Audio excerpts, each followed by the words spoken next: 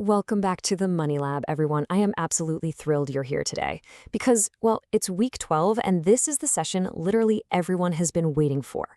We are finally stepping into the ring to settle what is, without a doubt, the single most emotional debate in all of personal finance: renting versus buying. Now, here in the lab, you know we don't do feelings, and we certainly don't do cliches. We are stripping away all that hazy, nostalgic American dream sentiment, and we're looking squarely at the raw, mathematical reality of building wealth. So grab your notepads, settle in, because today we are going to completely rewire how you think about the roof over your head. You know the drill. We've all had that guilt-inducing phrase shouted at us by well-meaning relatives at Thanksgiving, right? Renting is just throwing money away. Or, on the flip side, that equally dangerous assumption: buying a house is the ultimate piggy bank. Well, let's go ahead and debunk this right out of the gate. We are pivoting sharply away from those ideas because, looking at the data for 2026, the reality is just a completely different story. The absolute truth of the matter is that both renting and buying have massive, and I mean massive, unrecoverable costs. So whether you're cutting a monthly check to a landlord or a check to the bank, money is leaving your pocket that you will never, ever see again. Okay, let's dive right into this. Section 1, the phantom costs of ownership. Now we have to talk about these invisible weights. They come securely attached to the deed of a house, and they just quietly drain your wealth while you're, busy picking out paint colors for the living room. I want you to burn this core philosophy of the Money Lab into your memory right now. Rent is the maximum you will pay for housing in any given month. Your mortgage? That's the minimum. Comparing a $2,000 rent check directly to a $2,000 base mortgage payment is just completely mathematically flawed. Think about it. If the refrigerator breaks when you rent, hey, that's your landlord's $2,000 problem. If it breaks when you own it, well, your housing cost for that month just doubled. And this brilliantly illustrates exactly what I'm talking about. When we look at the 2026 data, there is just a massive chunk of added costs hiding right under the surface. You've got property taxes, which, let's be real, never go away and pretty much only go up.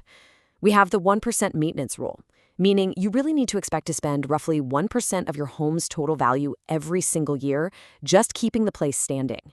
Anybody who's ever had to suddenly replace a collapsing roof or a completely dead water heater out of pocket knows exactly how shockingly fast that adds up. And then, of course, you've got homeowner's insurance, which has just skyrocketed recently. Altogether, these phantom costs can add a staggering 40% to your monthly carrying cost. So that affordable mortgage payment you saw online, yeah, it's a total mirage. Let's look at the lifetime impact of those costs when you combine them with interest. This is the harsh reality of a standard 30-year mortgage. Say you buy a house with an initial price tag of $500,000. You feel great about it, right?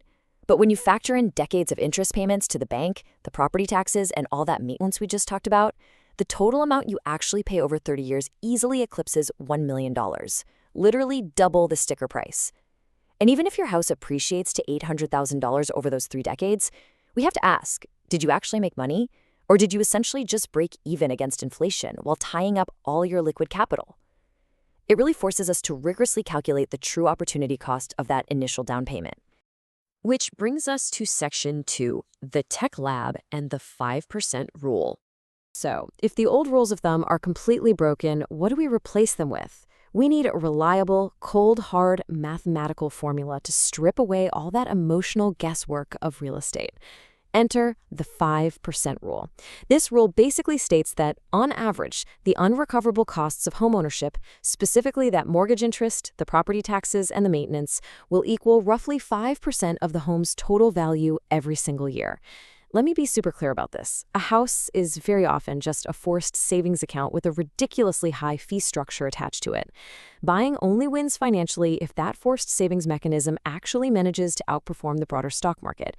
And historically, it rarely does. Now, what's really interesting about this slide is how you can apply this to your own life today. It's super simple. Take the total purchase price of the home you want to buy, multiply it by 5%, and then divide that by 12. If you can go out and rent a similar home in your same neighborhood for less than that resulting monthly number, renting is mathematically superior. Why? Because it leaves you with excess cash flow. And that brings us to this absolutely crucial mindset shift. Renting is absolutely not throwing money away if, and this is a massive, massive if, it allows you to funnel that monthly difference directly into your investment engine. Here in the Money Lab, we view shelter as an expense, period. It is a consumption item. You need a place to sleep, to eat, to, live your life. But your index funds, your investment portfolio, that is the engine that actually drives your wealth creation. Let's move to and see how this builds into Section 3, the stability protocol. Now, you might be sitting there thinking, okay, but does the LEP ever actually recommend buying a house? Absolutely. But it has to clear this very strict checklist. Rule number 1, you must be staying in the home for at least 7 years. If you move any sooner than that, the closing costs, realtor commissions, and origination fees will completely eat up whatever minor equity you might have built. Rule number 2, 20% down, non-negotiable. This gives you instant equity and perfectly shields you from expensive private mortgage insurance. And rule number 3, your total housing cost, including all those phantom costs we discussed, must be less than 28% of your gross income. Because if you violate that 28% cap, you enter what we call the house poor containment field. And let me tell you, it is a very dangerous place to be. If housing consumes too much of your monthly gross income, your investment engine has absolutely no fuel. You are effectively starving your wealth-building machinery. You might end up with this beautiful Instagram-worthy house with stunning quartz countertops and a massive yard, but you will have zero liquid wealth, incredibly high stress, and you'll literally be working until you're 80 just to keep the lights on.